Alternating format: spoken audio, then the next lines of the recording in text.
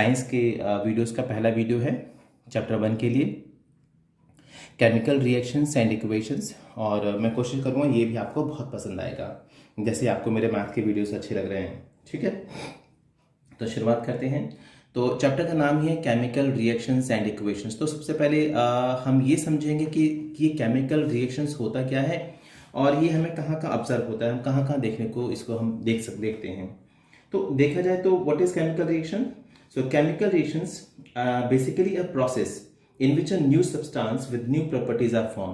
मतलब एक ऐसा प्रोसेस है जिसके अंदर नई चीजें बनती है और नई प्रॉपर्टी के साथ में, जो कि पहले वाले जो सब्सटेंस है उसकी प्रॉपर्टी उससे बिल्कुल ही अलग होती है।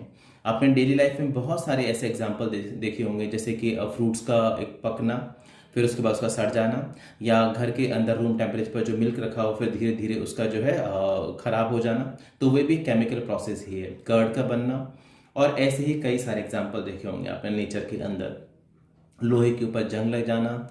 ठीक है, तो हम ये कह सकते हैं कि chemical reactions are the process, chemical reaction are the process in which new substances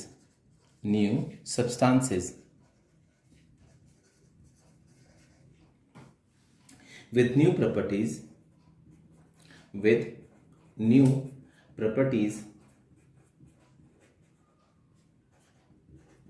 are formed। ठीक है, तो इसको हम इस तरीके से डिफाइन कर सकते हैं कि केमिकल रिएक्शंस क्या, basically chemical reactions are the process in which new substances with new properties are form, जिसके अंदर नए सब्सटेंस बनते हैं और नई प्रॉपर्टी होती है उनकी।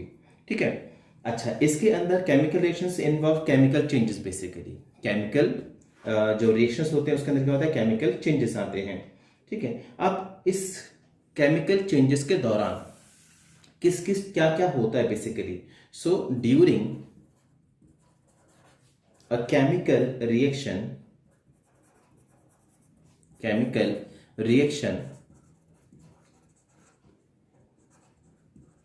बेसिकली क्या क्या होता है। ठीक है, तो जब कोई से दो सब्सटेंस केमिकली रिएक्ट होकर के एक नया सब्सटेंस में कन्वर्ट होते हैं या वो बनते हैं, तो क्या उसके अंदर सब्सटेंस का ट्रांसफॉर्मेशन हो रहा है या क्या ऐसा हो रहा है जिसकी वजह से उसके अंदर वो केमिकल रिएक्शन हो रहे हैं। तो मैं यहाँ पे एक बात को क्लियर कर देता हूँ कि जो पहले वाले जो सब्सटेंसेस होते हैं और जो नए वाले जो सब्सटेंस बनते हैं, उनके बीच में जो उनके अंदर जो एटम्स के जो बॉन्ड होते हैं, बेसिकली वो दोबारा से रीअरेंज होते हैं। ठीक है, सो उसके अंदर बेसिकली क्या है, rearrangement of atoms takes place between the reaction with in the new substances, in the new substances from the old substances. मतलब इसके अंदर क्या होता है, रीअरेंजमेंट ऑफ एटम्स,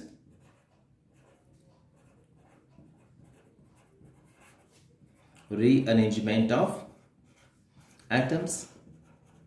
मतलब ड्यूरिंग ए केमिकल रिएक्शंस क्या क्या होता है, बेसिकली सबसे पहला काम क्या होता है, उनके अंदर जब भी केमिकल रिएक्शन होते हैं तो उनके जो पहले वाले जो बॉन्ड होते हैं वो ब्रेक होते हैं और नए बॉन्ड बनते हैं, और इस तरीके से एक नया सब्सटेंस बनता है जिसकी पहले वाले सब्सटेंस से प्रॉपर्टी बिल्कुल ही अलग होती है। ठीक है, तो इसके अंदर रीअरेंजमेंट, इसमें रीअरेंजमेंट में क्या क्या होता है, basically breaking of old bonds, it involves breaking of old chemical bond। क्या क्या होता है इसके अंदर, जो पुराने वाले जो सब्सटेंस के बीच में जो केमिकल बॉन्ड्स होते हैं वो ब्रेक होने शुरू हो जाते हैं। ठीक है, और जो रिएक्टिंग सब्सटेंस होते हैं ऑफ रिएक्टिंग सब्सटेंसेस। ऑलराइट, जो रिएक्टिव सब्सटेंसेस होते हैं उनके पहले वाले बॉन्ड जो क्या होते हैं, ब्रेक होते हैं, और उसके बाद जो नया जो सब्सटेंस होते हैं उसके अंदर केमिकली बॉन्ड्स बनने शुरू हो जाते हैं या वो रीअरेंज होना शुरू हो जाते हैं। ठीक है, सो हम लिख सकते हैं and then making of new chemical bonds, तो उसमें नए केमिकल बॉन्ड्स बनने शुरू हो जाते हैं। ठीक है, और इसी को हम लोग क्या कह देते हैं, रीअरेंजमेंट ऑफ एटम्स भी कह देते हैं। ठीक है, तो अब इसके अंदर और क्या क्या चीज हो सकती है, इसके अंदर बेसिकली हम ये ऑब्जर्व कर सकते हैं कि atoms of one element do not change into another element, only a rearrangement of atoms takes place. कि मतलब ऐसा नहीं है कि एक जो सब्सटेंस है उसके एटम दूसरे में कन्वर्ट होते हैं, वहां पर वो क्या हो रहे होते हैं, रीअरेंजमेंट हो रहे होते हैं। ठीक है, तो इसको हम लिख सकते हैं atoms of one element, atoms of one element do not change into another element,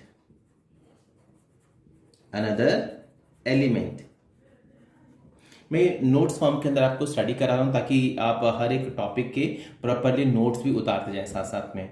इससे बाद में उनको समझने में, अंडरस्टैंड करने में काफ़ी आपको हेल्प मिलेगी। और आगे चलकर वैसे भी हम केमिकल रिएक्शन वगैरह करेंगे तो रिटर्न वर्क तो होगा ही। ठीक है, सो आगे चलते हैं। So atoms of one element do not change into another elements, only a rearrangement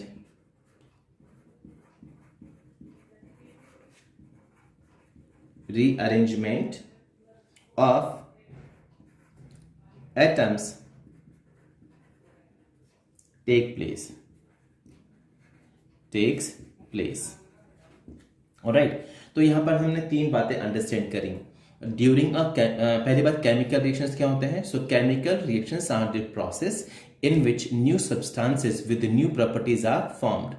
अब ड्यूरिंग ए केमिकल रिएक्शंस क्या होता है, रीअरेंजमेंट ऑफ एटम्स होते हैं। रीअरेंजमेंट के अंदर ऐसा नहीं है कि मतलब जो है एक जो है दूसरे के अंदर कन्वर्ट हो, वो दोबारा से अरेंज होते हैं बॉन्ड्स जो है।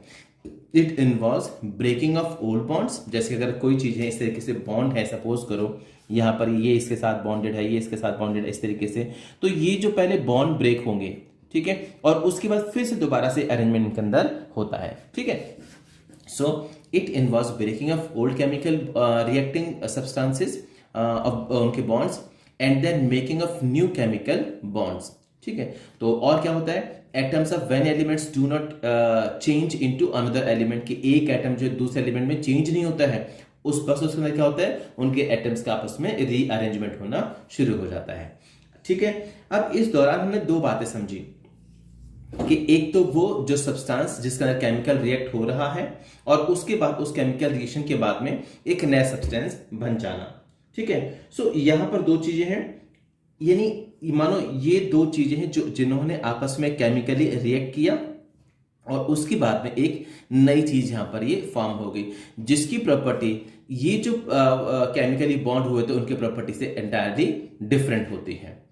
ठीक है, तो इसका मतलब ये हुआ, ये जो सब्सटेंस है इनको कुछ कहेंगे, और जो नया सब्सटेंस है जो बनकर गया उसको भी कुछ कहेंगे। यस, ये जो सब्सटेंस हैं जो केमिकली रिएक्शन करते हैं आपस में या रिएक्ट करते हैं, उन्हें हम रिएक्टेंट कहते हैं। क्या कहते हैं, रिएक्टेंट। और जो नया सब्सटेंस बनकर के आता है उसे हम क्या कहते हैं, प्रोडक्ट कहते हैं। ठीक है, तो थोड़ा सा इसके बारे में अंडरस्टैंड करेंगे, रिएक्टेंट और प्रोडक्ट के बारे में। ठीक है, तो लेट्स डिस्कस। सबसे पहले रिएक्टेंट्स,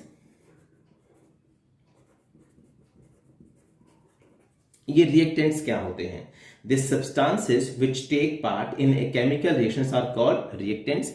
यानी कि ऐसी चीजें जो केमिकल रिएक्शन के दौरान पार्टिसिपेट करती हैं या इन्वॉल्व होती हैं या आपस में केमिकली बॉन्डेड होती हैं या ब्रेकआउट होती हैं, वो क्या आपके हैं, रिएक्टेंट हैं आपके। So this substance which take part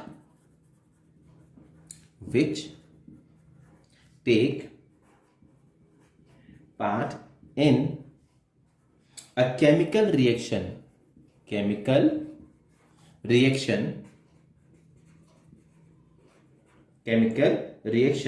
are called reactants। ठीक है, यानी कि जो केमिकल रिएक्शन के दौरान जो चीजें उसके अंदर पार्टिसिपेट करती हैं, जो इन्वॉल्व होती है, उन्हें हम क्या कहते हैं? रिएक्टेंट कहते हैं। ठीक है ना। What is products? तो प्रोडक्ट्स क्या होते हैं? जो उनसे बन करके नई चीज निकल करके आती है, जिसकी प्रॉपर्टी एंटायरली डिफरेंट होती है पहले वाले से। सो the new substance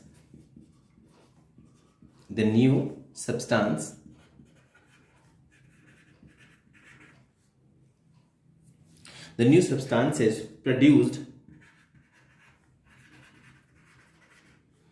as a result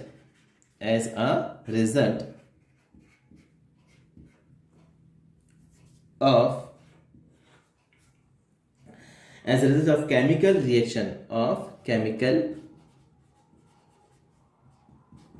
reaction are called product. थोड़ा सा मेरी राइटिंग थोड़ा अच्छी नहीं है, लेकिन फिर भी प्लीज आप अंडरस्टैंड करिएगा। तो यहाँ पर हमने मेन चीजें समझी हैं इस चैप्टर की, बेसिक चीजें हैं जिन्हें आपको भी अंडरस्टैंड करना होगा और ये आपको लर्न भी करनी होंगी। सबसे पहली बात, केमिकल रिएक्शंस क्या होते हैं? So chemical reactions are the process in which new substances with new properties are form. Okay, during a chemical reaction what happen? Rearrangement of atoms होता है। It involves breaking of old chemical of reacting substances. It involves breaking of old chemical bond या bond word add कर देता हूं मैं, bond of reacting substances and then making of new chemical bonds. ठीक है, पहले वाले बॉन्ड टूट जाते हैं जो आपस में रिएक्ट करते हैं उनके, और फिर नए बॉन्ड बनते हैं। Atoms of one elements do not change into another element, कि एक एलिमेंट के जो एटम्स होते हैं वो दूसरे में चेंज नहीं होते हैं, बस उनके बीच में जो है जो बॉन्ड है वो दोबारा से रीअरेंज होना शुरू हो जाता है, यानी फिर ट्रांसफॉर्मेशन नहीं हो रहा है, एटम्स दोबारा से रीअरेंज हो रहे हैं। ठीक है, अब इस दौरान जो चीजें आपस में केमिकली रिएक्ट करती हैं उन्हें हम रिएक्टेंट कहते हैं। This substance which take part in the chemical reactions are called reactants. और उसके बाद जो नई चीज बनकर के आती है वो क्या होता है? आपका प्रोडक्ट्स होता है। So the new substance produced as a result of chemical reactions are called products. ठीक है, तो पहले यहां तक आप कॉपी करें, उतारें, फिर हम इसको कंटिन्यू करते हैं इसे मिटा करके। ठीक है, ओके। सो इस तरीके से हमने देखा, जब दो प्रोडक्ट आपस में जो कोई से दो सब्सटेंस आपस में रिएक्ट करते हैं केमिकल रिएक्शन के दौरान, तो फिर वो एक नए प्रोडक्ट के अंदर कन्वर्ट हो जाते हैं। और इसके अंदर होता क्या है? बेसिकली उनके पहले वाले केमिकल बॉन्ड ब्रेक होते हैं और नए बॉन्ड बनते हैं। सो देखा जाए what happen here, reactants are transform into products. So जो दो रिएक्टेंट्स थे, reactants are transform reactants are transformed into product। कि जो रिएक्टेंट्स होते हैं वो किस में, फिर बॉन्ड ब्रेक होने के बाद जब नए बॉन्ड अरेंज होते हैं तो उसमें क्या होता है, वो जो दोनों के जो जितने भी रिएक्टेंट्स होते हैं वो एक नई चीज के अंदर कन्वर्ट हो जाते हैं। और इस तरीके से जो प्रोडक्ट बनता है उसकी जो प्रॉपर्टी है पहले वाले जो रिएक्टेंट्स होते हैं उनसे वो एंटायरली डिफरेंट होती है। तो एक बात तो ये, और दूसरी चीज क्या है? Properties of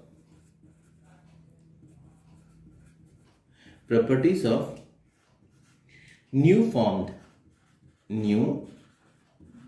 formed product are entirely different. कैसे होती है? वो बिल्कुल ही डिफरेंट होती है। ठीक है, फ्रॉम रिएक्टेंट्स। ठीक है, तो यहां पर ध्यान देना। अच्छा, इस चीज को हम एक एग्जांपल लेकर के अच्छे से समझ सकते हैं। ठीक है, तो हम यहां पर एक एग्जांपल लेते हैं, फिर इसको अंडरस्टैंड करते हैं। एग्जांपल के लिए बेसिक एग्जांपल हम ले रहे हैं, आपकी बुक्स के अंदर भी दे रखा है, वो है मैग्नीशियम रिबन का। तो when A magnesium ribbon is heated, जब कोई भी मैग्नीशियम रिबन को जब हम लोग हीट करते हैं, ठीक है, तो वो डेजलिंग लाइट के साथ में जलने लग जाती है। It Burns in air with dazzling white light. अच्छा, अब ये जो डेजलिंग व्हाइट लाइट होती है थोड़ा सा आंखों से दूर करके जलाना चाहिए क्योंकि हार्मफुल हो सकती है। ठीक है, सो डैजलिंग फ्लेम के साथ में जलती है और उसके बाद जब वो पूरी तरीके से जल जाती है तो हमारे पास में जो मैग्नीशियम रिबन है उसकी एक लेयर जैसी हो जाती है, उसको हम वॉच ग्लास पे हम ब्रेक करते हैं तो एक पाउडर जैसा कन्वर्ट हो जाता है, वो पाउडर जैसा वो बन जाता है। तो जो पाउडर है बेसिकली वो एक नया प्रोडक्ट बना है यहाँ पर, ठीक है। तो मैग्नीशियम रिबन को जब हम बर्न करते हैं, लेकिन हाँ एक बात ध्यान रखें कि जब भी हम मैग्नीशियम रिबन को बर्न करते हैं तो उसके ऊपर एक ना कार्बोनेट की और मैं या फिर मैग्नीशियम ऑक्साइड की एक लेयर जम जाती है, जिसको आपको सैंड पेपर से पहले उसको अच्छे से रब करना चाहिए और उसके बाद उसे बर्न करना चाहिए। तो यहाँ पर दो चीजें हम लोग यूज कर रहे हैं बेसिकली, मैग्नीशियम रिबन यानी कि मैग्नीशियम मेटल, और दूसरी चीज क्या है आपका एयर यानी कि ऑक्सीजन। तो जब हम मैग्नीशियम को ऑक्सीजन के साथ में बर्न कर रहे हैं तो यहाँ पर दो चीजें आ गई, एक मैग्नीशियम और एक क्या है ऑक्सीजन, और ये दोनों चीज क्या है आपके रिएक्टेंट हो गए। जब मैग्नीशियम को ऑक्सीजन की प्रेजेंस के अंदर हम बर्न करते हैं तो यानी हीट कर रहे हैं उसको हम, और हीट करके किस में कन्वर्ट हो रहे हैं, वो मैग्नीशियम ऑक्साइड में। और जो मैग्नीशियम ऑक्साइड वो क्या आपका जो वॉच ग्लास के ऊपर कलेक्टेड जो एशेज होगी, जो राख होगी, वो आपकी मैग्नीशियम ऑक्साइड है। तो अब उस मैग्नीशियम ऑक्साइड की जो प्रॉपर्टी है, जो पहले जो मैग्नीशियम या जो ऑक्सीजन है उससे बिल्कुल ही डिफरेंट होती है, ठीक है। तो इसको और डिटेल में हम लोग समझते हैं। सो when a magnesium ribbon is heated it Burns in air with dazzling white flame to form a white powder called magnesium oxide, ठीक है। तो कैसे करके इसको ले रहे हैं हम लोग, यहाँ पे हमने मैग्नीशियम लिया,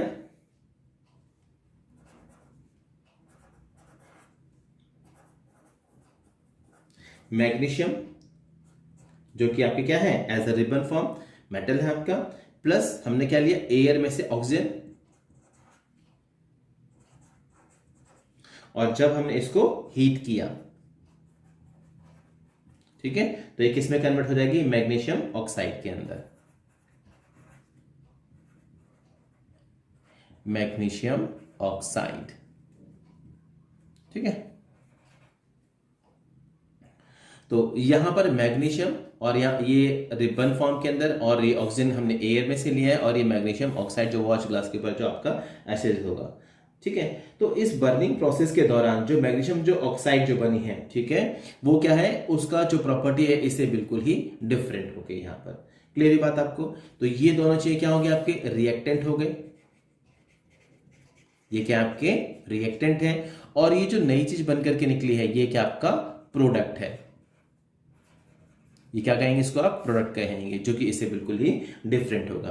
अब इसके दौरान होता क्या कि मैग्नीशियम के एटम्स और ऑक्सीजन के एटम्स आपस में मिल करके ब्रेक होते हैं, नए बॉन्ड बनते हैं और रीअरेंज होकर के मैग्नीशियम ऑक्साइड के अंदर कन्वर्ट हो जाते हैं। क्लियर बात आपको? So property of magnesium oxide is entirely different from the ये जो आपके रिएक्टेंट है इनसे, मैग्नीशियम और ऑक्सीजन से, ठीक है। तो यहां पर ये बात क्लियर है। अच्छा, इसमें एक खास बात ध्यान रखना है कि जब भी आप मैग्नीशियम रिबन को लेंगे, ठीक है, जलाने के लिए, तो उसके ऊपर जो कोटिंग जो होती है उसको पहले आपको अच्छे से रब करना होगा। तो मैं यहाँ पर कुछ एक चीजें नोट करा देता हूँ। ये सिंपल सी इस जो हमने एक्टिविटी जो देखिए करी है, आपकी बुक के अंदर ये दे रखी है फिर भी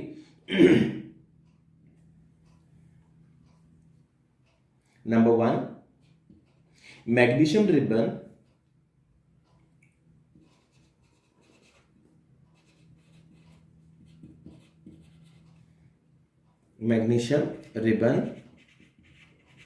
which we use,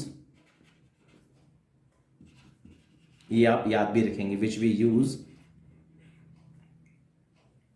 has a coating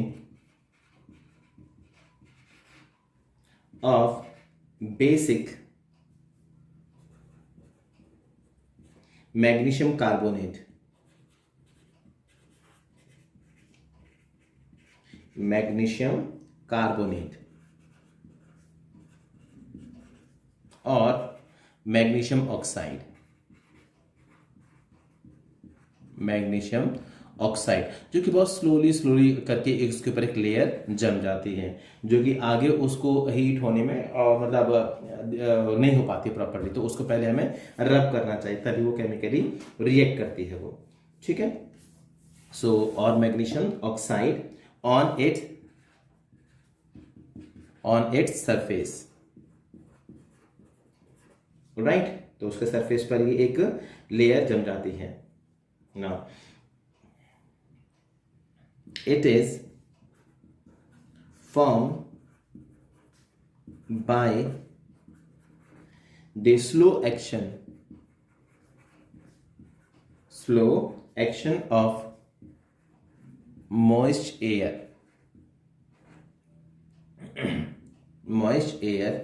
on it. ना आप चाहे लिख सकते हैं मैग्नीशियम कार्बोनेट, जो एक्चुअली ये एक मिक्सचर होता है आपका मैग्नीशियम और कार्बोनेट का। और मैं चलो इसको भी नोट करा देता हूं। Magnesium carbonate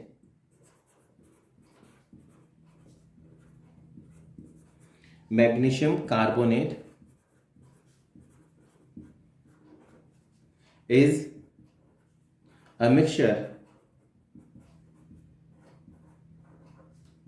of magnesium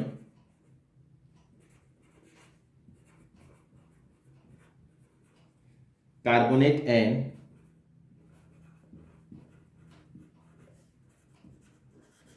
magnesium hydroxide. Magnesium hydroxide, ठीक है। तो इन दोनों का ये एक मिक्सचर होता है जो उस मैग्नीशियम रिबन के ऊपर एक लेयर जैसे जम जाती है, जो इसको हीट प्रॉपर्ली नहीं होने देती है और फिर केमिकल जो प्रोसेस स्टार्ट नहीं हो पाता है। तो सबसे पहले इसको सैंड पेपर से, सैंड पेपर मतलब एक जो व्हाइट वॉश करने के दौरान आपने देखा होगा ना, व्हाइट वॉश में जो उसको दीवारों से रगड़ते हैं, वही आपका सैंड पेपर होता है, उसको आपको पहले से रब करना चाहिए, ठीक है। तो before burning it is cleaned bye rubbing with sand paper two remove productive layer. तो ये दूसरी बात क्या ध्यान रखनी है आपने, before burning it is cleaned by rubbing with sandpaper। तो उसको सबसे पहले सैंड पेपर से अच्छे से क्लीन करना चाहिए to remove productive layer.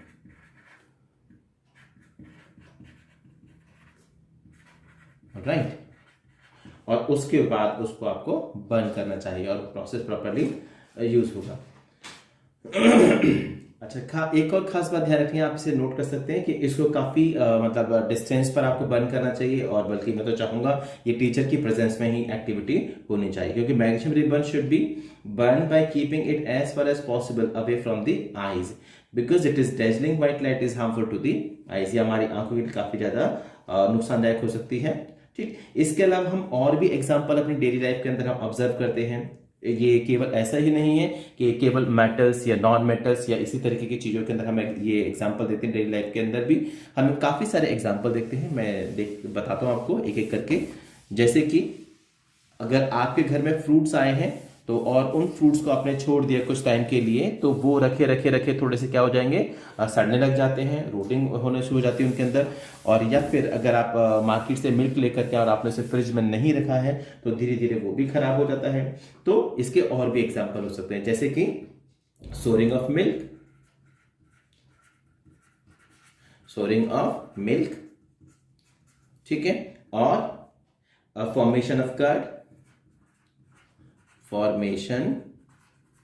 Of curd, ठीक है। और इसके अलावा आपके घर में जब खाना पकता है तो वो भी एक केमिकल रिएक्शन है, कुकिंग ऑफ फूड, ठीक है। और इस तरीके से और भी बहुत सारे एग्जाम्पल हो सकते हैं। जैसे आपने खाना खाया, कुछ भी चपाती वगैरह कुछ भी आप खाते हैं, तो उसके बाद जो डाइजेशन प्रोसेस होता है वो भी एक तरीके से केमिकल रिएक्शन है, ठीक है। जैसे आपने कोई भी चपाती या कोई भी रोटी खाई तो उसके अंदर स्टार्च कार्बोहाइड्रेट होते हैं, और जो कि धीरे धीरे जब आपके पेट के अंदर जब वो डाइजेस्ट होते हैं तो वो ग्लूकोज के अंदर कन्वर्ट होते हैं। तो ये जो प्रोसेस है कन्वर्जन ऑफ ये कार्बोहाइड्रेट का ग्लूकोज के अंदर, ये भी आपका केमिकल रिएक्शन कहा जाता है। सो डाइजेशन ऑफ फूड हो गया हमारी बॉडी के अंदर, ठीक है। इसके अलावा process of respiration, fermentation of grapes, rusting of iron, और बर्निंग ऑफ फ्यूल्स हो सकता है, जैसे एलपीजी हो गया, पेट्रोल हो गया, इन सब का जलना भी, burning of candle wax, candle जलाए हुए आपने तो उसका बर्निंग भी, वो भी क्या केमिकल रिएक्शन है। तो बहुत सारे ऐसे एग्जाम्पल हैं जिसको आप डेली लाइफ के अंदर इन चीज़ों को ऑब्जर्व करते हैं या देखते हैं, और इन सब के अंदर जो आपका केमिकल रिएक्शन इन्वॉल्व होता है। ठीक है, चलो हमें ये तो पता चल गया कि काफ़ी सारी चीज़ें हैं जिसके अंदर केमिकल रिएक्शन होता है, या बहुत और भी बहुत सारे एग्जाम्पल हैं। ठीक है, जैसे हम कई बहुत सारे एग्जाम्पल हम डिफाइन भी कर सकते हैं उनको इक्वेशन वगैरह के अंदर, लेकिन काफ़ी सारे नहीं भी हो पाते हैं। तो ये सारे के सारे केमिकल रिएक्शन हो रहे हैं, ये तो है। ठीक है, लेकिन हमें पता कैसे चलता है, ठीक है, कि how do we come to know that a chemical reaction take place, कि हमें कैसे पता कि कोई केमिकल रिएक्शन अब होना शुरू हो गया या फिर इसमें हो रहा है। ठीक है, तो ये हमें कैसे पता चलता है, उसकी कैरेक्टरिस्टिक्स से। ठीक है, उसके अंदर जो चेंजेस आते हैं उनसे हमें पता चलता है कि भाई इसके अंदर केमिकल प्रोसेस हुआ है। ठीक है, तो जैसे सपोज करो आपने फ्रूट्स देखे होंगे, तो फ्रूट्स क्या हो जाते हैं, पहले हरे होते हैं ग्रीन कलर के, उसके बाद फिर वो क्या हो जाते हैं, राइप हो जाते हैं, पीले पड़ जाते हैं। बनाना आपने देखा होगा, तो ये क्या केमिकल रिएक्शन है। ठीक, ऐसे और भी बहुत सारे ऑब्जर्वेशंस हो सकते हैं।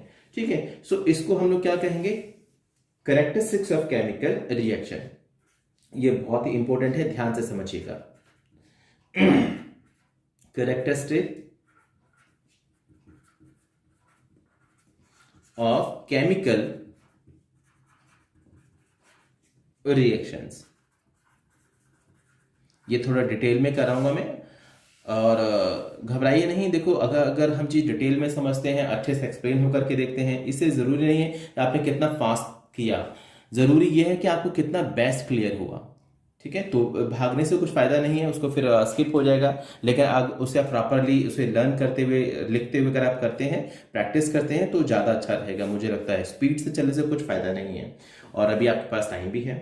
तो कैरेक्टरिस्टिक्स ऑफ केमिकल रिएक्शंस में सबसे पहले हम लोग क्या लेते हैं, number 1, evolution of gases, evolution of gas. और क्या हो सकता है, फॉर्मेशन ऑफ प्रेसिपिटेट, मैं बताऊंगा क्या होता है। इन सभी को मैं एक एक करके पूरा डिटेल के अंदर कराऊंगा। अगर आपका ये एक्चुअली पहला चैप्टर आपका बहुत सारे चैप्टर्स को आगे बताएगा, एक्सप्लेन करेगा, इस चैप्टर को आप अच्छे से कर पाएंगे, ये केमिकल रिएक्शन, ये फर्स्ट चैप्टर को, तो आगे जो बाकी के जो चैप्टर हैं वो आपको अच्छे से क्लियर होंगे। अगर ये आपने अच्छे से नहीं किया तो फिजिक्स आपका बिल्कुल जीरो हो जाएगा। जैसे कि मेटल्स, नॉन मेटल्स हो गया, कार्बन कंपाउंड्स हो गया, और बहुत सारे ऐसे केमिकल रिएक्शन होंगे, प्रॉपर्टीज होंगी, इक्वेशंस होंगी, बैलेंसिंग होना, वो तभी पॉसिबल है जब इसको आप बहुत अच्छे से डिटेल में टाइम लेकर के करेंगे। ठीक है, तो हर एक चीज को स्किप नहीं करना है, सब चीज को ध्यान से समझना है, और जो मैं नोट करा रहा हूं उसको वीडियो पॉज करके उसको राइट भी करना है। ठीक है, तो फॉर्मेशन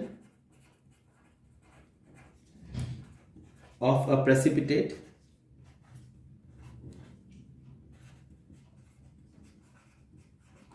ठीक है, फॉर्मेशन ऑफ प्रेसिपिटेट, और उसके अलावा और क्या पॉसिबल है आपका, देखो, change in colour, change in colour आपने देखा होगा कि बहुत सारी चीजों के रंग बदल जाते हैं। ठीक है, रखे रखे रहने पर, तो ये एक एक करके हम डिस्कस करेंगे। आगे भी है change in state, change in state. ठीक है, काफी सारी चीजें, कभी लिक्विड है फिर सुबह गैस में कन्वर्ट हो गई, या फिर सॉलिड में हो गई, तो ये देखना होगा आपको, चेंज इन स्टेट। और 1 2 3 4 5 इवोल्यूशन ऑफ गैस हो गया आपका, formation precipitate, change in colour, change in state, और change in temperature, change in temperature. Alright, और एक और हो सकता है चेंज इन अडर, स्मेल। ये भी केमिकल रिएक्शन को बताता है कि अगर कोई चीज में अगर स्मेल चेंज हो गई है, पहले कुछ और स्मेल थी अब कुछ और आई, तो इसका मतलब उसके में केमिकल रिएक्शन हुआ है। घर में खाना रखा होता है, बहुत ज़्यादा अच्छी स्मेल होती है, लेकिन अगर थोड़ी देर अगर वो पड़ा रहे ऐसे कुछ दिनों के बाद देखें तो बहुत ज़्यादा स्टेल स्मेल हो जाती है, तो इसका मतलब क्या, उसमें केमिकल रिएक्शन हुआ है। तो चेंज इन अडर या स्मेल भी आप कह सकते हैं। ठीक है, तो ये इन सभी पॉइंट्स को हम डिटेल में अंडरस्टैंड करेंगे। ये क्या है बेसिकली, इनसे हमें ये पता चलता है कि हाँ इसके अंदर केमिकल रिएक्शन हुआ है किसी भी चीज के अंदर। ठीक है, तो सबसे पहले हम बात करते हैं इवोल्यूशन ऑफ गैस के बारे में। ठीक है, कैरेक्टरिस्टिक्स ऑफ सब्सटेंसेस और केमिकल रिएक्शन, और इसके अंदर नंबर 1 आपका इवोल्यूशन ऑफ गैसेस। ऑलराइट, तो शुरू करते हैं इसको ना। इवोल्यूशन गैसेस की बात करते हैं कि जब भी कोई से दो रिएक्टेंट या कोई से दो सब्सटेंसेस आपस में केमिकली रिएक्ट करते हैं और उस केमिकल रिएक्शन के दौरान डिफरेंट तरह की अगर उसमें से गैस इवॉल्व होने लग जाती है, इसका मतलब उसके अंदर केमिकल रिएक्शन टेक प्लेस हो रहा है। ठीक है, for example the chemical reaction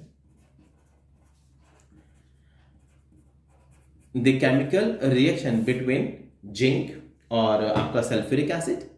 zinc एक मेटल है जो कि काफी रिएक्टिव होता है, रिएक्टिविटी सीरीज के अंदर काफी वो टॉप पर आता है, तो मेटल है। हालांकि टॉप पे वो तो नहीं है, जैसे कि सोडियम हो गया, पोटेशियम हो गया, ये सारे के सारे बहुत हाईली रिएक्टिव होते हैं, लेकिन जिंक भी काफी रिएक्टिव होता है, तो ये एक मेटल होता है। जब हम जिंक ग्रेन्यूल्स को डाइल्यूट सल्फ्यूरिक एसिड के अंदर जैसे ही उसके अंदर हम डालते हैं तो धीरे धीरे धीरे धीरे उसके अंदर से जो ना बबल्स निकलने शुरू हो जाते हैं। ठीक है, से सपोज करो आपने एक कॉनिकल फ्लास्क लिया और इसके अंदर आपका सल्फ्यूरिक एसिड है, इसका क्या आपका सल्फ्यूरिक एसिड है, यह हमने डाइल्यूट सल्फ्यूरिक एसिड लिया हमने। ठीक है, तो उस सल्फ्यूरिक एसिड के अंदर जब हम इसमें हम जैसे ही इसके अंदर जिंक ग्रेन्यूल्स की छोटे छोटे पीसेस, यानी जिंक की जो छोटे पीसेस जैसे ही डालेंगे तो इसके अंदर से ये गैस निकलनी शुरू हो जाएगी। ठीक है, मीन्स जब भी हम डाइल्यूट सल्फ्यूरिक एसिड के अंदर जिंक ग्रेन्यूल्स यानी जिंक इसके अंदर ऐड करते हैं तो उसके अंदर से हाइड्रोजन गैस इवॉल्व होनी शुरू हो जाती है। तो यहाँ पर क्या हो रहा है, इवोल्यूशन ऑफ गैसेस हो रहा है। तो पहले हमने क्या लिया, जिंक लिया, और क्या लिया हमने, सल्फ्यूरिक एसिड H2SO4, और उसके बाद इसमें से क्या हुआ, जिंक सल्फेट बना और हाइड्रोजन गैस इवॉल्व होनी शुरू हो जाएगी। तो ये हो गया आपका जिंक सल्फेट और प्लस में हाइड्रोजन गैस निकलनी शुरू हो जाएगी। ऑलराइट, तो इसमें वैसे हम आगे भी डिस्कस करेंगे कि कैसे पता चलता है कि जो गैस जो निकल रही है इस फ्लास्क में से वो आपकी हाइड्रोजन गैस ही है। तो इसके लिए आगे भी एक्टिविटी है, लेकिन अभी हम इतना ही समझेंगे। हम क्या समझ रहे हैं, इवोल्यूशन ऑफ गैसेस का ये केमिकल रिएक्शन कैसे पता चलता है। तो पहला पार्ट हम क्या करें कि जब भी किसी चीजों के अंदर, जब किसी भी दो रिएक्टेंट के बीच में कभी केमिकल रिएक्शन होता है तो उसमें से गैसेस अगर निकलनी शुरू होती है, इसका मतलब केमिकल रिएक्शन हो रहा है। सो कैरेक्टरिस्टिक्स ऑफ केमिकल रिएक्शन, पहला है इवोल्यूशन ऑफ गैस। तो फर्स्ट एग्जांपल हमने क्या लिया है, जिंक लिया, सल्फ्यूरिक एसिड लिया और ये जिंक सल्फेट बन गया और उसमें से हाइड्रोजन गैस इवॉल्व होनी शुरू हो गई है। ठीक है, तो आप चाहो तो इसको आप लिख सकते हैं, the chemical reaction between zinc, the chemical reaction between zinc, मैं सिंबल भी लिख सकते हैं उसको वैसे भी, तो यहां मैं ब्रैकेट में सिंबल कर दिया है। ठीक है, जिंक ग्रेन्यूल्स,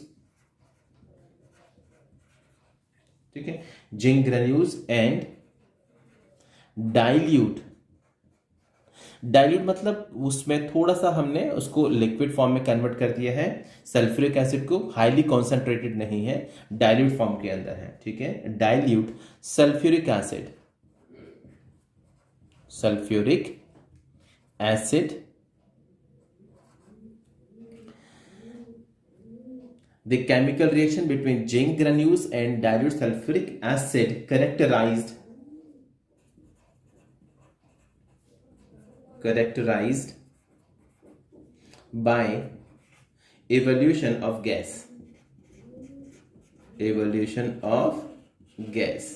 तो ये एक एग्जांपल हो गया हमारे लिए कि भाई इसमें से एवोल्यूशन ऑफ हाइड्रोजन गैस लिख देते हैं यहां पर हम, हाइड्रोजन गैस। ऑलराइट, तो एक एग्जांपल ही हो गया। एक और हम ऐसे ही सोच सकते हैं, एक और भी एग्जांपल है हमारे पास में कि जब अब भी थोड़ी देर पहले हमने एक रिएक्शन किया था मैग्नीशियम रिबन के साथ में। ठीक है, हमने मैग्नीशियम रिबन को बर्न किया था और उससे क्या बना था, मैग्नीशियम ऑक्साइड। ठीक, तो ऐसे ही इसको अगर हम मान लीजिए व्हेन मैग्नीशियम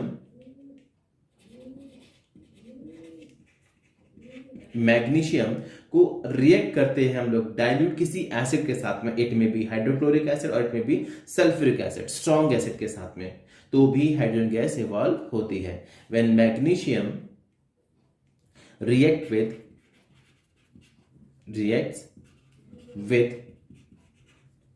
कोई सा भी एसिड ले सकते हैं, विद अ डाइल्यूट एसिड, और कौन सा, हाइड्रोक्लोरिक एसिड यानी कि HCl, और सल्फ्यूरिक एसिड भी आप ले सकते हैं H2SO4 डाइल्यूट, ये हो गया। Hydrogen gas is evolve, hydrogen gas is evolve. तो यहां पर भी इवोल्यूशन ऑफ हाइड्रोजन गैस का हो रहा है। तो हमारा पहला पार्ट क्या था आपका, इवोल्यूशन ऑफ गैसेस, बात समझ में आ रही होगी आपको, ठीक है। इसी तरीके से और भी एग्जांपल पॉसिबल हैं। For example when dilute hydrochloric acid, अगर हम उसको सोडियम कार्बोनेट के ऊपर टेस्ट ट्यूब के अंदर डालते हैं तो उसमें से कार्बन डाई गैस इवॉल्व होती है, ठीक है। तो हमने क्या किया, व्हेन डाइल्यूट हाइड्रोक्लोरिक एसिड यानी कि HCl लिख रहा हूं मैं इसको, हाइड्रोक्लोरिक एसिड को आप HCl भी लिख सकते हैं, ये इसका सिंबल है, ठीक है। So when dilute hydrochloric acid is poured over sodium carbonate, sodium carbonate in a test tube, then carbon dioxide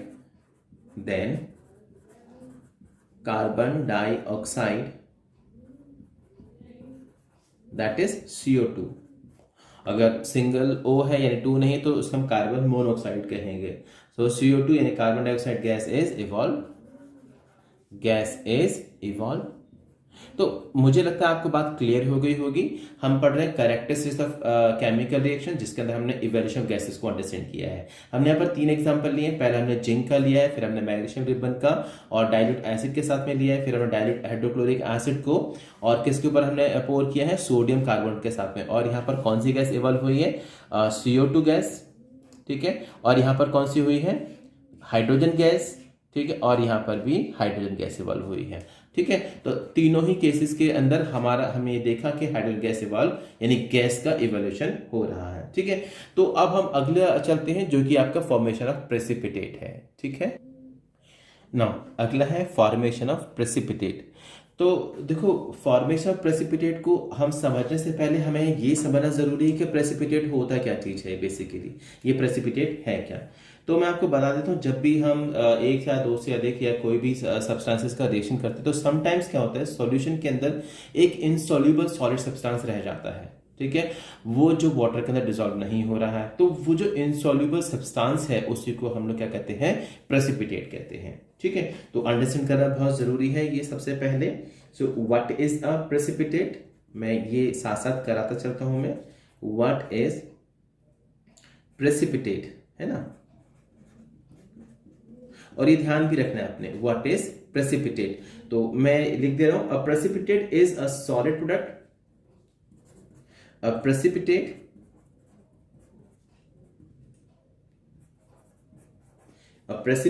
is a solid product which separate out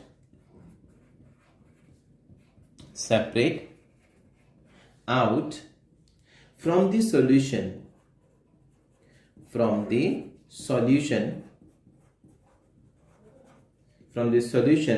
during a chemical reaction,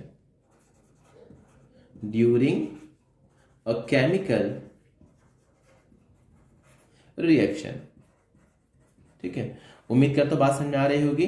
तो precipitate क्या होता है कि भाई जब भी precipitate is a solid product which separate out from the solution, यानी कि कोई सी दो चीज़ों की जब हम केमिकल रिएक्ट करते हैं तो सॉल्यूशन के अंदर कई बार इनसॉल्युबल सब्सटेंस रह जाता है, तो वो जो इनसॉल्युबल सब्सटेंस है वो आपका क्या होता है, आपका प्रेसिपिटेट होता है उस रिएक्शन के अंदर जो रह जाता है। ठीक है, तो अब ये कैसे कैसे बन सकता है, तो मैं यहाँ पर जैसे कि सपोज करो it can be form by mixing aqueous solution यानी कि वाटर सॉल्यूशन और of reactants when one of the product is insoluble in water, यानी पानी के अंदर ये रह जाता है जब कोई से दो सब्सटेंसेस आपस में रिएक्ट करते हैं, तो उस मिक्सचर के अंदर में से एक जो इनसॉल्युबल सब्सटेंस है जो अनडिजॉल्व रह जाता है वो क्या आपका प्रेसिपिटेट है। So it can be form, मैं लिख दे रहा हूं इसको, it can be formed by mixing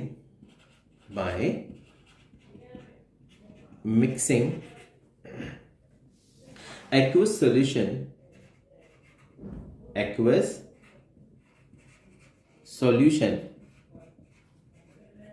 याद रहे ये टर्म्स मैं आपको एक्सप्लेन कराऊंगा, ये क्या क्या होता है, एक्वस सॉल्यूशंस क्या होता है, लिक्विड सॉलिड ये सब। एक्वस सॉल्यूशन इसको आप वाटर सॉल्यूशन भी कह सकते हैं, water solution of reactants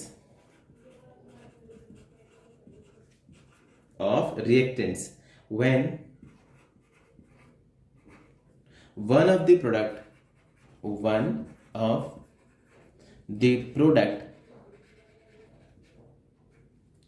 is insoluble in water, means दो सब, ये सपोज करो आपने यहां पर ये एक फ्लास्क लिया, ठीक है, और इसके अंदर ये आपका एक्वस सॉल्यूशन है और इसके अंदर आपने कोई सी भी दो चीजें डाली हैं, तो उसके बाद एक जो प्रोडक्ट बन रहा है, एक प्रोडक्ट के साथ साथ एक और प्रोडक्ट जो बन रहा है जो कि उसके अंदर फ्लास्क के अंदर इनसॉल्युबल है वाटर के अंदर, तो वो क्या आपका प्रेसिपिटेट है। ठीक है, अच्छा और कैसे हो सकता है? A precipitate can also be formed by passing a gas into aqueous solution. जैसे कि सपोज करो हमने क्या किया, एक लाइम वाटर लिया, जैसे लाइम वाटर जैसे घरों के अंदर जो नींबू पानी है वो आपका क्या है, लाइम वाटर है, ठीक है, और उसके अंदर से अगर हमने एक गैस पास करते हैं, ठीक है, कार्बन डाइऑक्साइड गैस, तो उसके अंदर भी क्या बनना शुरू होता है, फिर प्रेसिपिटेट होना शुरू हो जाता है उसके अंदर भी। सो अ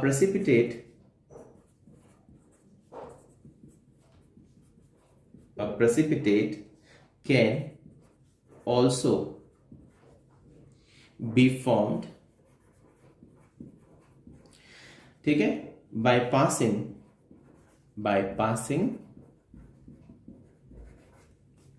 a gas into an aqueous solution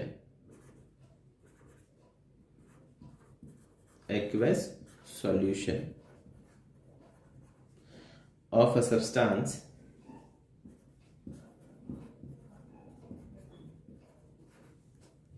like, मैं लिख दे रहा हूं जैसे कि कार्बन डाइऑक्साइड,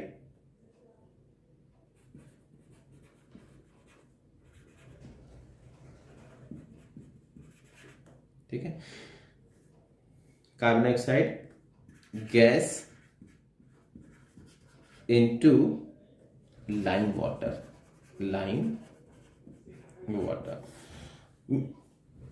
एक तो कैसा बन सकता है कि भाई एक्वस सॉल्यूशन के अंदर जब हम कोई से दो प्रोडक्ट डाले तो उसके अंदर एक इनसॉल्युबल जो सब्सटेंस रह जाता है जो कि वाटर में डिजॉल्व नहीं हो रहा है एज ए प्रोडक्ट फॉर्म, ठीक है, तो वो आपका प्रेसिपिटेट हो सकता है। और कैसे बन सकता है कि अगर मान लीजिए किसी एक्वस सॉल्यूशन के अंदर से, जैसे हमने क्या लिया यहाँ पर, लाइम वाटर लिया, उसमें से जब आप carbon dioxide gas pass on करते हैं तो उस टाइम पर भी क्या बनता है, वहां पे एक प्रेसिपिटेट बनना शुरू हो जाता है। ठीक है, तो ये आपके एग्जाम्पल है फॉर्मेशन ऑफ प्रेसिपिटेट के। तो अच्छा, इसके अलावा एक और ये तो प्रेसिपिटेट हुआ गया, ठीक है ना। फॉर्मेशन ऑफ प्रेसिपिटेट भी यही है बेसिकली, आपने ये तो चलो डेफिनेशन हो गया, ये डेफिनेशन हो गया और ये भी, लेकिन यहाँ पर हमने एक एग्जांपल ले लिया है। देखिए हमने क्या लिया है, कार्बन डाइऑक्साइड गैस को पास किया किस में से, लाइम वाटर से, और क्या फॉर्म हुआ यहाँ पे, प्रेसिपिटेट फॉर्म हुआ है।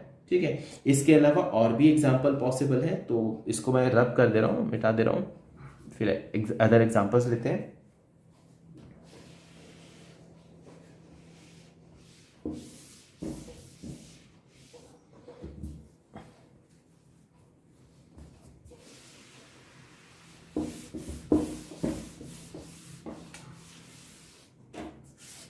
फॉर्मेशन ऑफ प्रेसिपिटेट के अंदर पहला एग्जांपल आपका लाइम वाटर में, जब आपने कार्बन डाइऑक्साइड गैस को पास किया। ठीक है, और इसके अलावा एक और भी एग्जांपल हो सकता है कि से सपोज करो हमने पोटेशियम आयोडाइड सॉल्यूशन लिया। ठीक है, when a potassium iodide solution is added किसके अंदर, लेड नाइट्रेट के अंदर, तो एक येलो कलर का एक प्रेसिपिटेट बनना शुरू हो जाता है उसके अंदर। ठीक है, तो वहां पर क्या है, लेड आयोडाइड है। तो यहां पर हमने क्या लिया है, when potassium iodide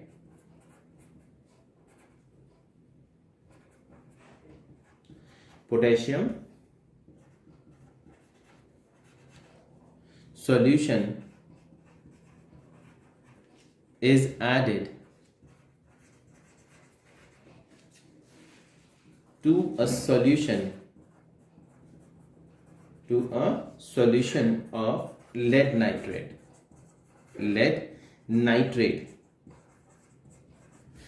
potassium iodide solution, lead nitrate, ये सभी प्रेसिपिटेट का बनना, ये अभी आगे और भी डिटेल में एक्सप्लेन होगा।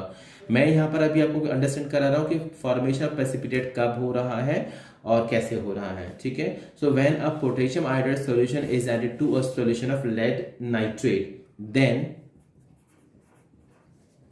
अ येलो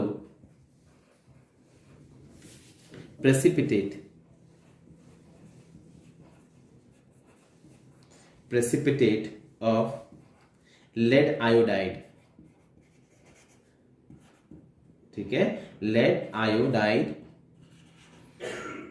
is formed। अच्छा, यहां पर देखो दो चीजें आपको ऑब्जर्व करने को मिल रही हैं। तो एक तो हमने सीखा फॉर्मेशन ऑफ प्रेसिपिटेट, दूसरा चेंज इन कलर भी यहां पर देखने को मिल रहा है।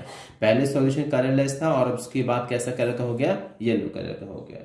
ठीक है, तो चेंज इन कलर भी यहाँ पर ऑब्जर्व हो रहा है। जो पहले वाला सॉल्यूशन था वो क्या था, कलरलेस टू येलो हो गया यहाँ पे।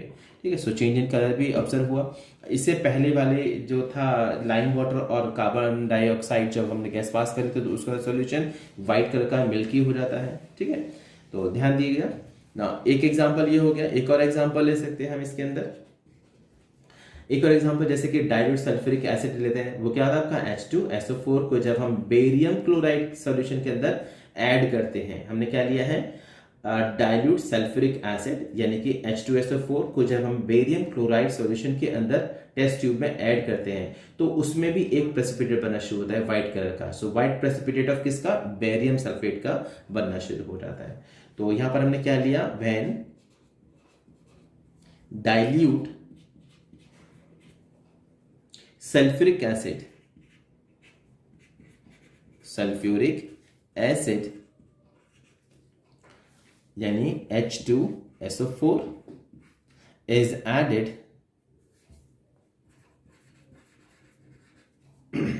to barium chloride solution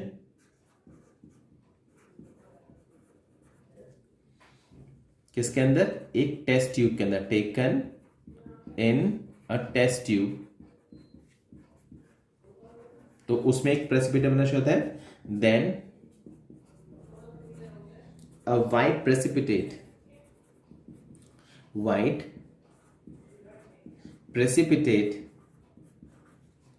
of barium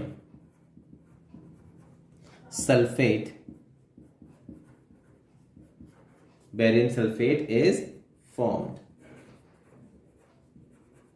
ठीक है, तो यहां पर हमने 3 एग्जाम्पल ले लिए। पहला हमने जो लाइम वाटर और कार्बन डाइऑक्साइड गैस का था, फिर दूसरा हमने लिया यहाँ पर पोटेशियम आयोडाइड सॉल्यूशन को जब हम ऐड करते हैं किसके अंदर, लेड नाइट्रेट के अंदर, तो लेड आयोडाइड ठीक है, एक येलो कलर का प्रेसिपिटेट बनता है। फिर हमने एक और एग्जांपल लिया, डाइल्यूट सल्फ्यूरिक एसिड को H2SO4 हम कहते हैं, को हमने किस में ऐड किया, आपका बेरियम क्लोराइड के अंदर, तो उसके अंदर भी एक जो प्रेसिपिटेट बनना शुरू हो जाता है, और वो कैसे कलर का होता है, आपका व्हाइट होता है, white precipitate of barium sulphate is form. तो इसके अंदर भी देखो आपको चेंज इन कलर भी ऑब्जर्व हो रहा है एक ही इस केमिकल रिएक्शन के अंदर ही, ठीक है। तो चेंज इन कलर में आप ये ऐड कर सकते हैं।